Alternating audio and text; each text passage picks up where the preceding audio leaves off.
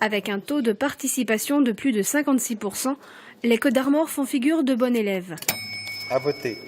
À l'issue du premier tour, les socialistes qui gèrent le département depuis près de 40 ans ont été ébranlés.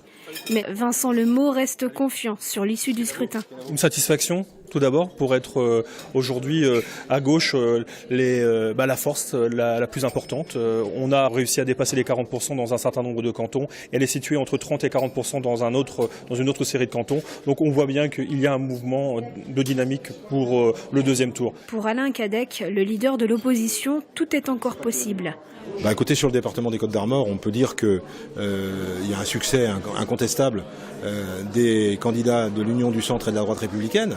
En tous les cas, une poussée importante de notre électorat. Par contre, on voit bien aussi une poussée du Front National qui est incontestable et qui est un peu une surprise quand même, parce qu'on pouvait imaginer 10-12% peut-être, mais 18 voire 20%, c'est considérable.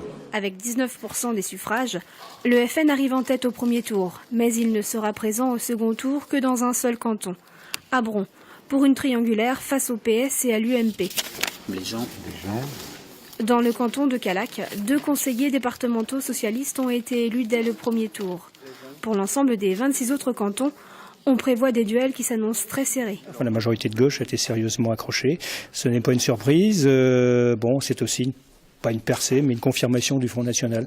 À part 8 cantons où la gauche est à peu près assurée, la décision reine, même pour la droite, qui a quelques cantons aussi, mais effectivement, ce sont les électeurs du Front National qui feront la différence, parce qu'il n'est pas assuré non plus, il n'est pas gagné qu'ils aillent voter pour la droite systématiquement. Les clés du scrutin sont donc entre les mains des électeurs du FN et des abstentionnistes qui se mobiliseront pour le deuxième tour.